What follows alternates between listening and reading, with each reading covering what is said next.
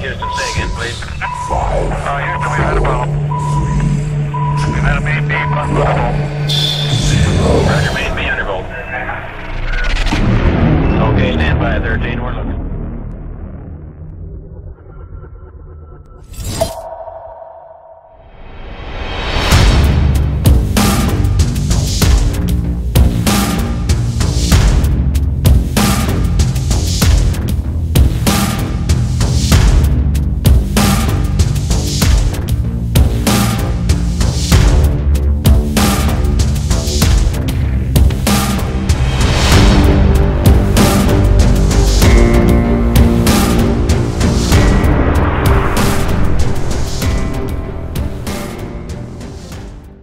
Welcome to Rendezvous.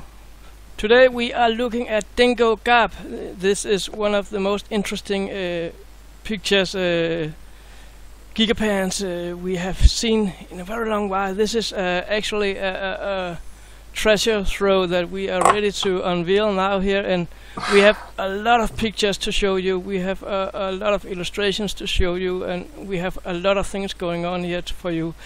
The first picture we are gonna look at is actually a famous one. It has been brought up on the internet before, and it's a statue head, and you can see it here in the background popping up here. But before we're gonna start with the statue head, I'm just gonna say hello and welcome to Billy Carson and Chris Maroney, Martina Grady, Neville Thompson and Joe White, and myself, Thomas Marking, sitting down here in the bottom of the screen and talking. Welcome to Rendezvous. Now, hi, Thomas. All right. Hi. Hello. Hi, guys. Hello. Thank you for joining us here again today. Let's get started with the first picture here. We have this famous statue head that went viral a year or two ago, and we have all seen it. I know all of you have seen it before, and all of you have seen it on the Gigapanda and on the NASA link. I would like to know what's your opinion about this one. If we start with Billy Carson. Okay, definitely. This is what a lot of people have called a Toltec head, an Indian Toltec head, or a native Toltec, which in not really too long ago, and even still now, they have these at museums where they would actually carve stone or wood into these shapes depicting things that they've seen or know about in their society. Sometimes religious relics, sometimes to specify the hierarchy between the different levels that they live in within their society. And this is clearly a face. I mean, you can't deny this. There's no way you can deny that, you know, the position of the eye, the nose, and the mouth, the shape of the skull. You know, some of these things that we look at, sometimes you say, well, maybe or maybe not, but this one is almost dead on. I think it's safe to say that it's almost impossible that normal stone can just be weathered into these exact positions to where it looks, I mean, exactly like an actual atomically correct face. So this one is a really amazing one. I saw it a few years ago, maybe a year and a half ago. Wayne Herschel actually is one of the first people that presented it to me. He's a friend of mine. But this is it's a very, very good artifact. I mean, I wish I could go there and just pick this up because this is really one of the most amazing discoveries on the planet. Thank you, thank you. Chris Maroney, what's your thoughts on this? Yeah, this one's interesting. I've seen this one many times, and I know you guys have seen this as well, where they try to do a mirror image of it and flop it over so it made a whole face. Yes. It's really interesting. And the other thing is, too, I don't know if you guys noticed, I'm looking at the Gigapan as we speak, and just to the left of it and down, you see another rock, and it looks like it's got a fainted-looking face on the left side of it as well.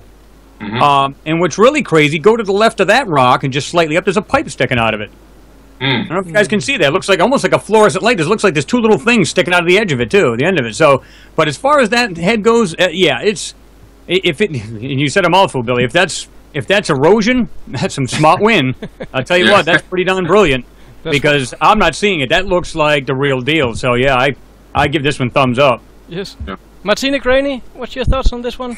Well, we've at school in the art department we've got lots of props, and one of our boxes is full of African masks, and we've every time I see this image, it reminds me of one particular carved wooden mask we've got, and the features are exactly the same. It's extraordinary. Yeah, I mean, it does make you wonder what it would have been used for. I mean, you know, as Billy says, they're used for ceremonies and rituals, and you know, we've only can sort of relate it to our own knowledge and understanding of these things. I think masks have always held sort of special meanings. Every mask has a different meaning, but it is extraordinary, and I've seen the mirror image of it, and it's a perfect face. Features are all in the right place. Yeah, extraordinary. Neville Thompson, what's your thoughts on this one? When I first seen it, I wasn't really sure about it being a face. I tend to wait until there's other viewpoints rather than giving an answer straight away, you know. I've tried to look for other viewpoints of it. It could be a face. I'm not saying it is a face. And I'm not a believer in producing the mirror images of things. You can produce mirror images of anything and make them look like what you want them to look like, really, can't you? That's why you never really see me post any mirror images of anything like. Right. But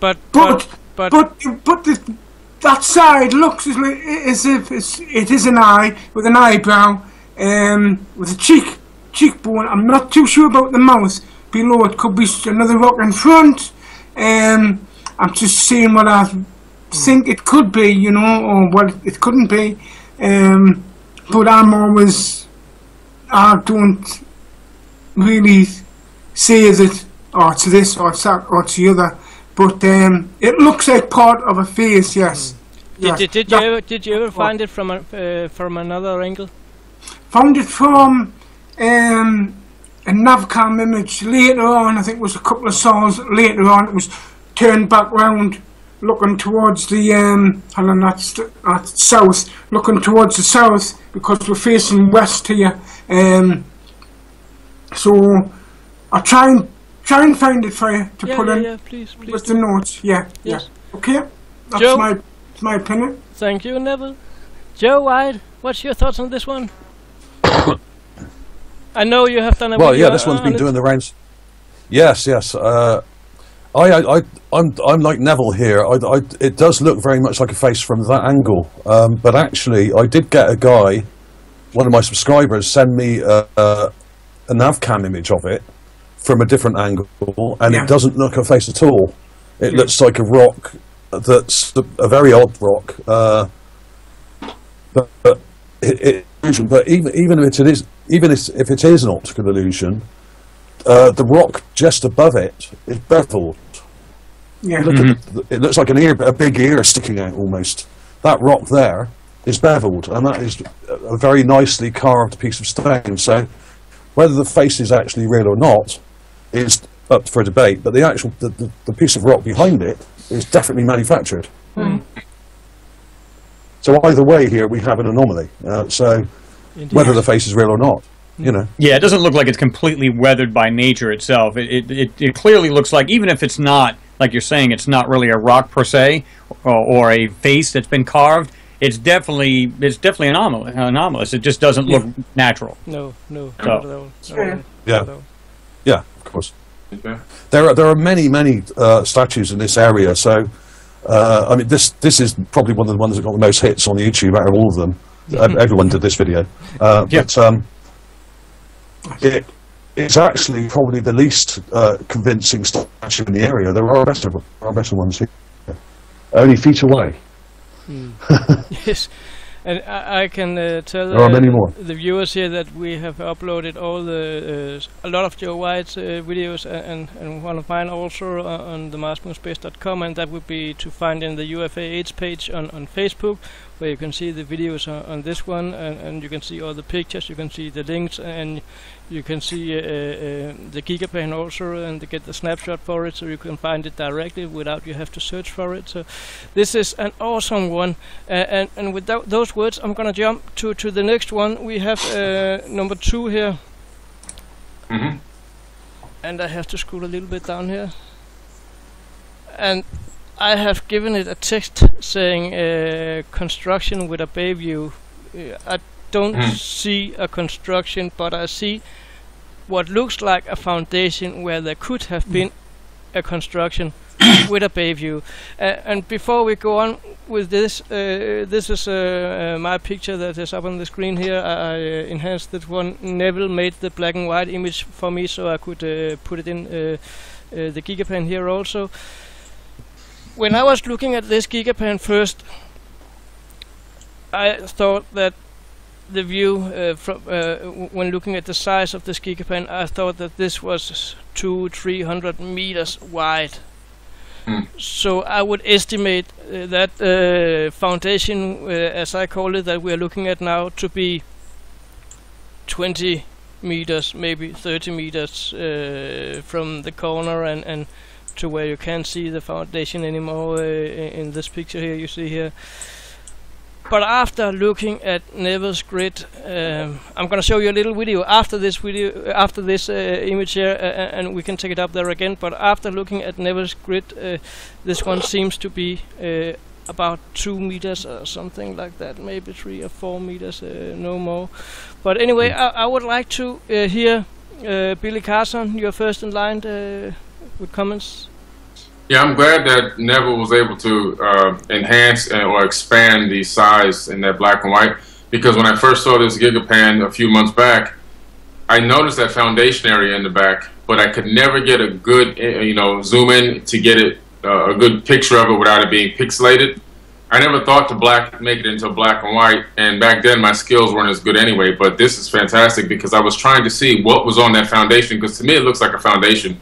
To me, it just speaks of construction, intelligent design. You see parallel lines, you see 90-degree angles, you see everything that you would see in a normal construction process, even a lot of debris and stuff from maybe when it collapsed and some things got left over as the water rushed over the area. And it appears to be sitting over an area that used to be overlooking maybe an area that used to have water in it, maybe an empty water basin. So this would be a fantastic spot to actually put a nice structure to have a nice view and everything else in those times. But to me, it definitely appears to be the base of an ancient construction. Yes. A great one. Yeah. Chris Maroney?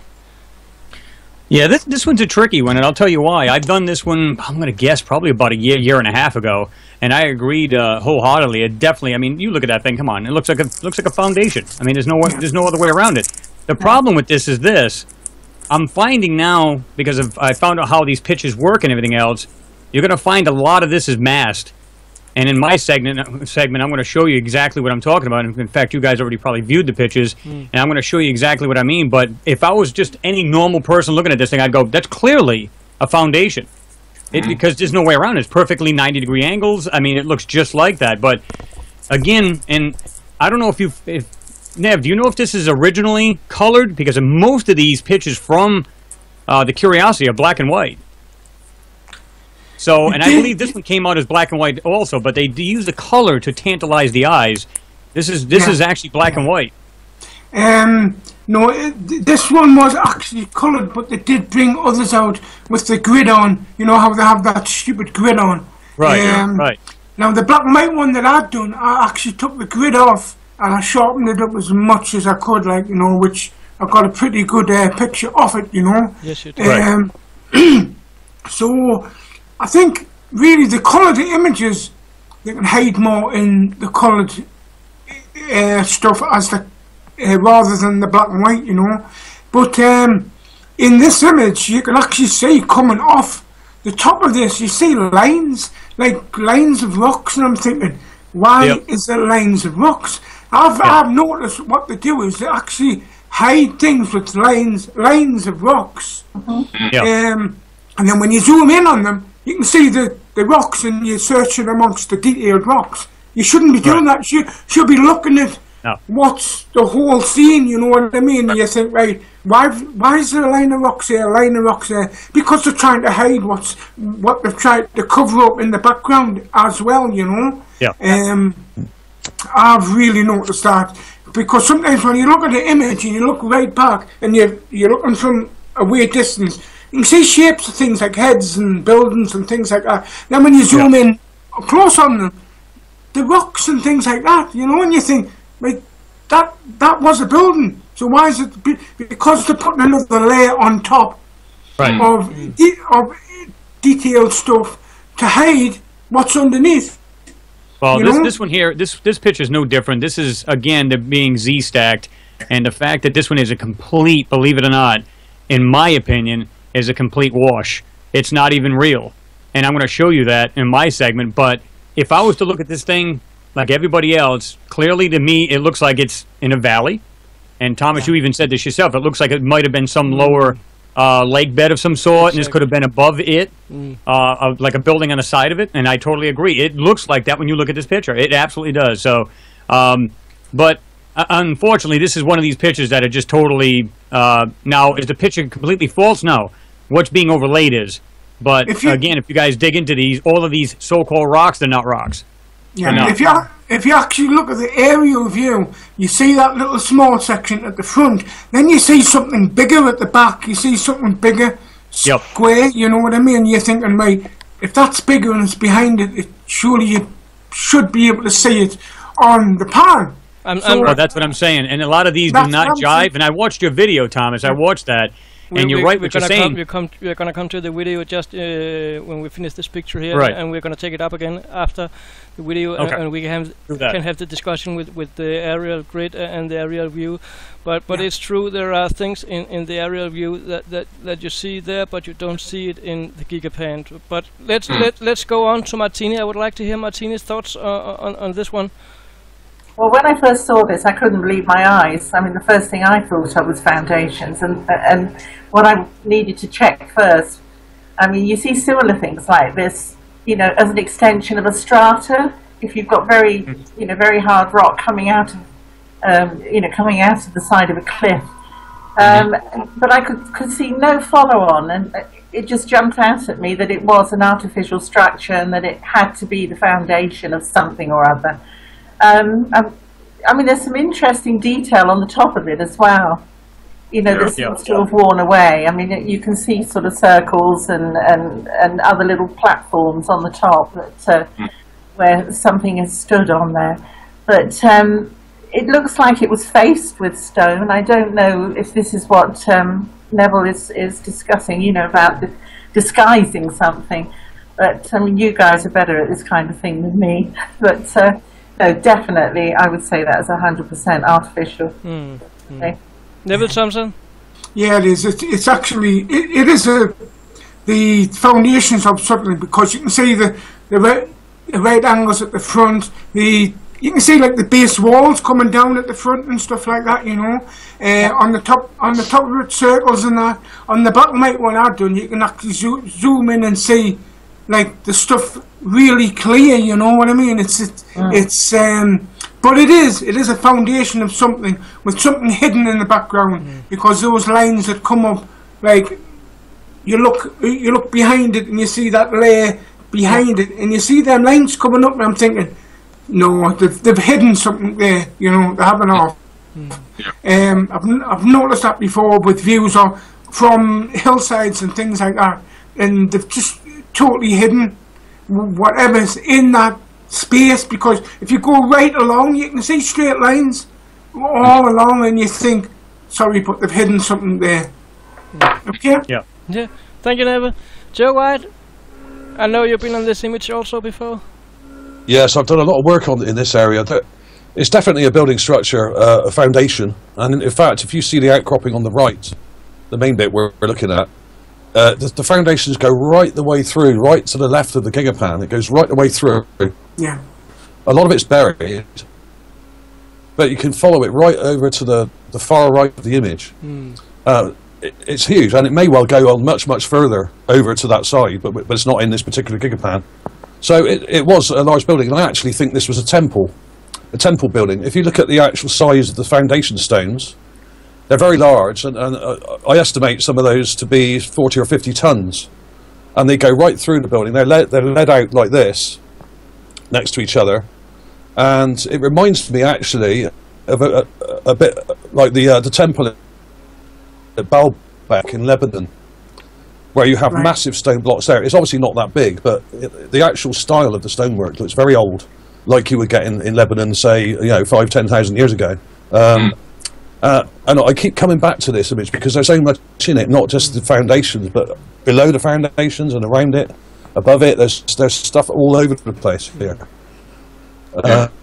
But it does look like they've tried to mask something out as well in the far background, on the far right there. It does look like it's been masked, so who knows what's going on there. But brilliant image, this one. I absolutely love this image. Super. Thank you.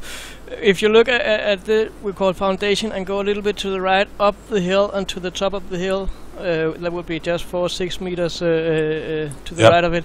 Then it's interesting to look at the top and see it's actually flat. So I was kind of imagine me that being a building of a kind that's actually covered all the way round with sand and rubbles and stuff like that. So the only thing you see is actually the foundation. It could be a terrace, what's it called, a terrace? Actually out against terrace out against the ocean, and you have the top of the roof as flat as we actually see as the top of a hill. Just to the right of the foundation here. This is an amazing image, and there are so many thoughts going through your heads when you're looking at that. And I could easily imagine, as Joe is saying, is a huge construction, a temple of a kind that's just simply just covered in rocks and dust and sand by maybe hundreds or thousands or even many more years. Of weather conditioning and storms and whatever might have happened on Mars. But when these words are said, I would like to jump back to the video I talked about. We'll be back right after the video. We are looking at an aerial overview of Dingo Gap. This is the satellite image that Neville Thompson provided us with. You can see the rover tracks, and you see this sand dune here. I suspect that this would be the same sand dune we have here on the Gigapan. You have this white line here. This area here, there's a little more light than the rest of the soil. I would suspect that this would be what we are looking at here. So, when we are looking at this aerial overview, this little area up here has to be the foundation that we were looking at. And that would be this one here. So, when we are looking at this, something pops up on my mind, because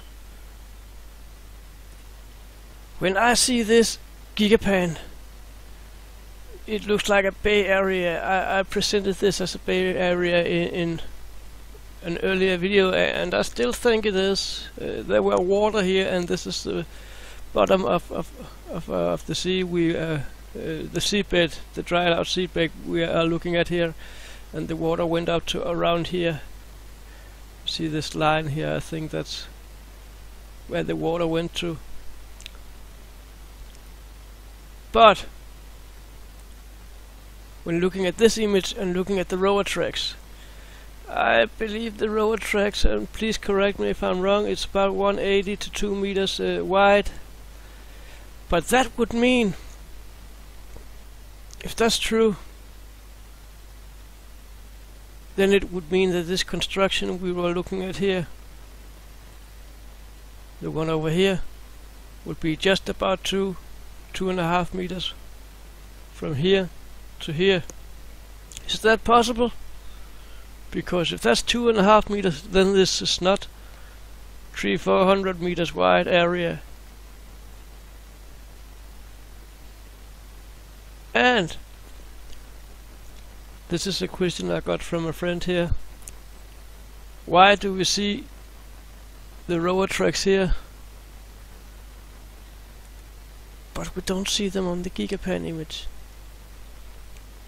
That might be a question for Neville.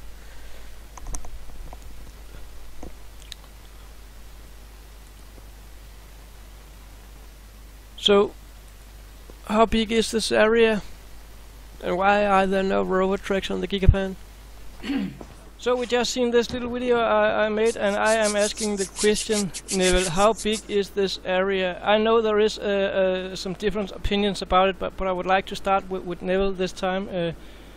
The area of what? The area of the section on the end? That base? Yes. Yeah, yes. I would say around about maybe 7 meters across. 7 meters? Something like that. So what is that roughly in feet? 20, 30 feet?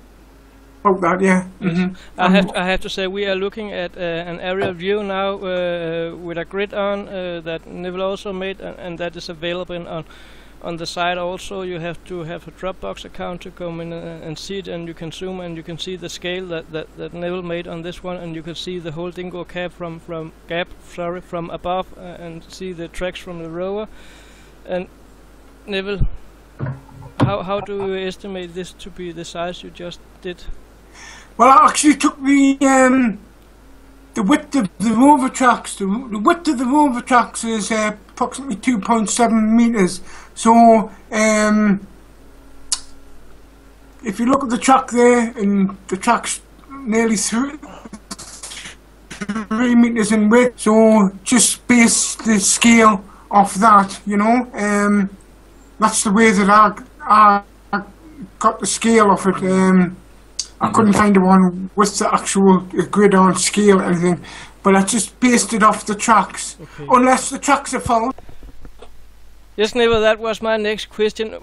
How do we know that these tracks ain't added by NASA, and how do we know that it's real? And you know I don't know really. What you have to do is there's an image of the rover tracks as it comes over that lip on the first sandy bank, you know.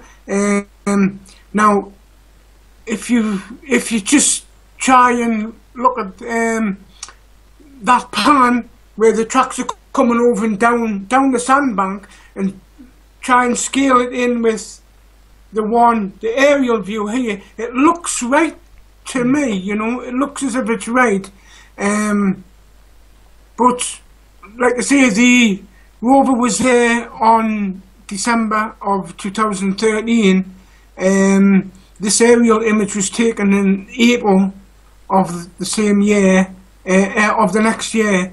So the tracks are going to be there unless they put false tracks on, which are very much doubted. Like, my next question is, on this image where the tracks are the rover coming from east to west or from west to east?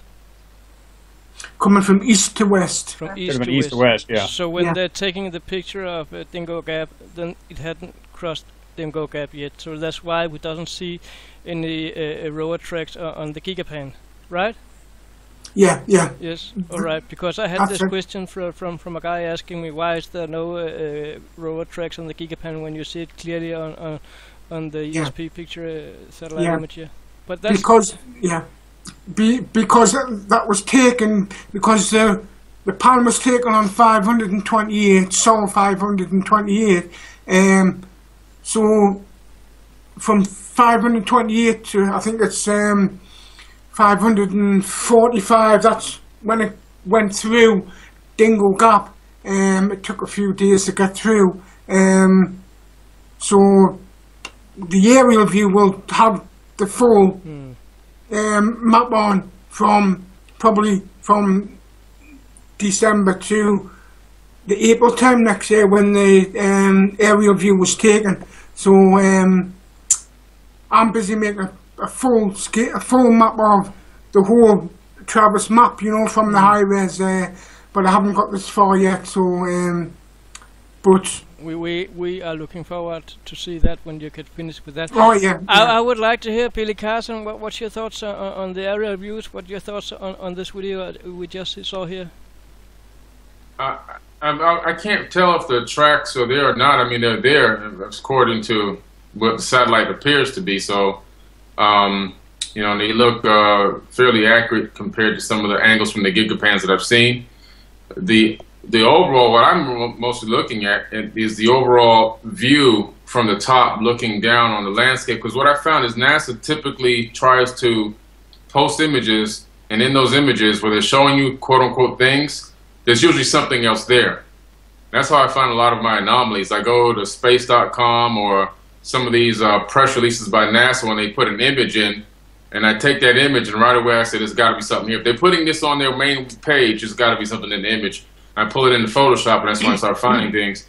This particular image, and it could be my pareidolia acting up, I don't know, but to me it looks like the bust of an entity or a carved, like carved head and neck and a top of a torso. To me, I could be wrong, but it just kind of looks like it. I was just enhancing it a little bit, just playing around with it. But we know that from what we've seen before, they like to build in large areas where they're building little structures, but those structures turn into a big piece of artwork at the end. And I think that this might be a part of a piece of artwork in the form of geoengineering or terraforming or whatever they like to do. They do it on every planet on every moon we've seen. But I think that it's that they're hiding the fact that, or they're distracting the fact that this is actually an anomaly. This whole image is a giant anomaly to me. That's what I see. Chris Maroney, I'm looking forward to hear what you have to say, because I know you don't agree quite with everyone here on the one with the rover tracks. Well, I mean, just in my past experience, I've noticed I've done several of these different satellite photos with these wheel marks and found them to be untrue, meaning they've been added.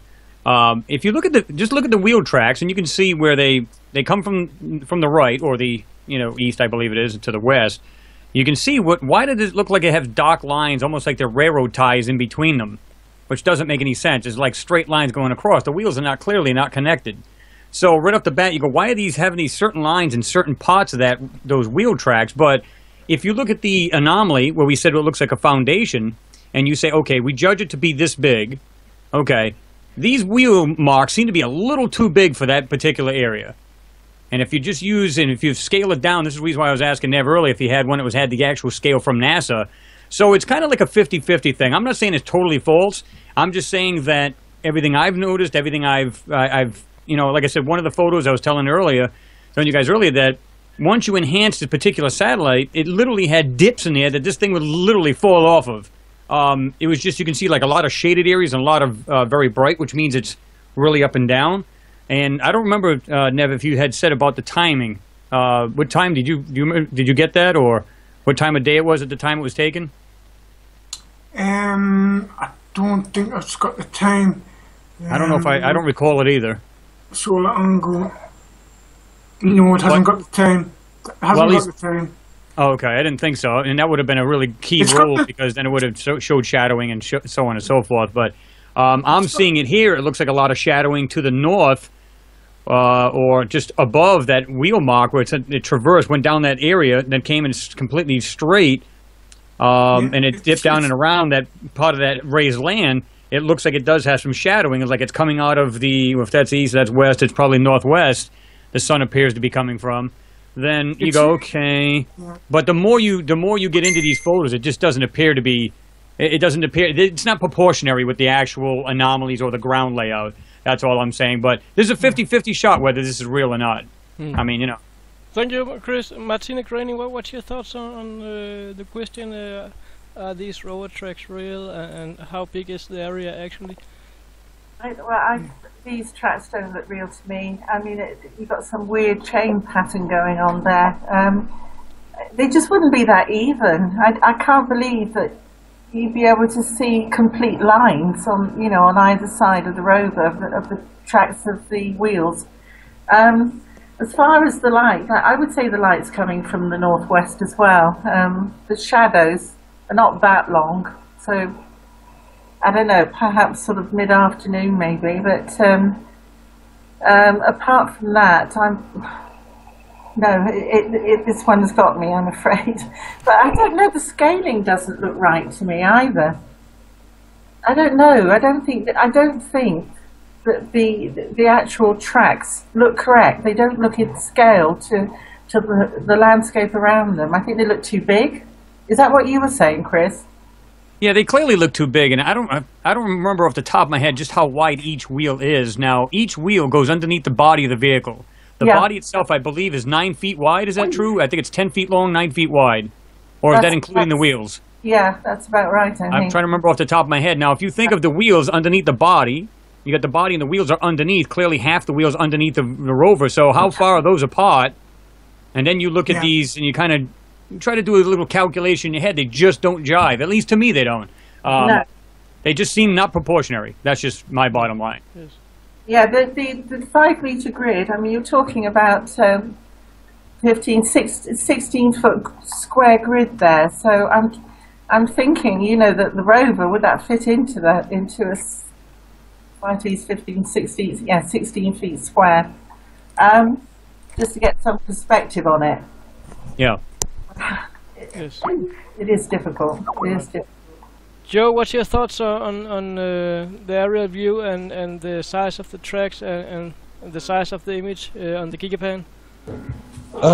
Well, I'm sort of on the fence a bit here. I think some of the tracks may be copy and pasted or artificial, because I did a video a while back about fake sand, and this was quite a while back now. And the particular part I'm talking about is where the Rover comes over that ridge. Now, when you look at some of the photos looking back across that ridge, there's like a ridge of sand with the tracks in, and the tracks look a bit artificial. They look like they've been copy and pasted or something. Yep. That particular part of sand is complete. When you see it from this side, not from the other side, it's completely straight. Now, when you see the sand from the other side, before it got to the Dingo Gap, just as it approached to it, the sand was like a nice kind of curve like this, which looked natural. Yeah.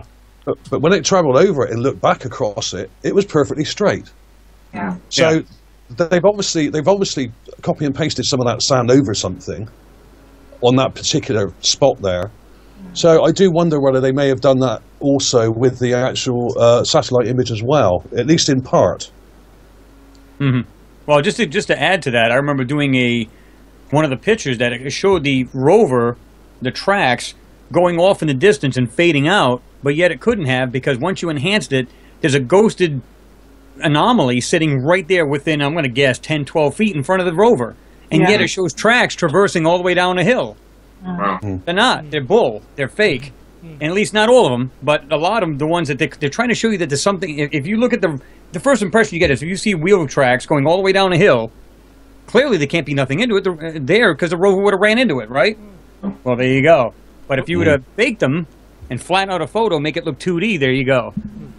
Well, if we're looking at the Gigapan and see the curved sand dune, last time we talked about the fisheye lens effect. Remember that? Yep. Yes. Is that what we're seeing here on this Gigapan? No, that's just fake dirt. That's fake dirt. That's not that goofy looking eye thing, that fisheye. That is actually a drawn in, CGI'd in sand dune before it goes up and over it and then down into that valley area. That's clearly faked. Okay, we got 6 good that opinions here. Yes, Joe, you were saying? I got to agree with Chris on this one, that particular ridge of sand we're on about it is at least partly baked, and you can actually see, if you look really closely, where they copied and pasted some of the sand over something. You can actually see where they've done that, because it doesn't match. It just doesn't match up. If I remember correctly, so it was on the there's probably right-hand side something there. There's probably another statue head there, and they thought, well, we better cover that up, you know. There's something right there, but they don't want us to see it. Probably. Thank you, Joe. We got 6 good opinions here on that image. We are about to reach the end. We at UFAH were glad that you were joining us today in this rendezvous episode, Dingo Gap Unveiled. Take a look at these images. This is the face as we know it. This is the face seen from another angle. This is the foundation as we have seen it. And here we have it a little more close up. And we have the aerial view where I pointed out where the foundation is. We have the same aerial view with a grid on here from level. And we have the size of the grid. It's approximately 5 meters grid. And here you see the rower tracks that Neville actually talked about on the sand dunes. And here is from a little more different angle. And here again, these are the rower tracks. And you see the rowers here. So, are these tracks, are they added by NASA? Are they real or not? This is Billy Carson that was with us. That is founder of Forbidden Knowledge and co-founder of UFA. Yes. And we have Chris Maroney here, that's founder of Mars Anomalies, the YouTube channel, and also one. I recommend you all to go in there and subscribe on that one. We have Martina Graney here, that is administrator in EMI and Mars Moon Space Club, and various others UFH related Facebook groups. We have the godfather of Gigapans, Neville Thompson, the one and only, no more, no less. And we have Joe White, that is the founder of Art Alien TV on YouTube. That's also an awesome YouTube channel. Go in and subscribe for that. There is a lot of good YouTube channels to see. And I'm saying goodbye for now. I'm Thomas Mikey. This was Rendezvous. This was Dingo's Gap Unveiled. Thank you for watching. Bye. Bye.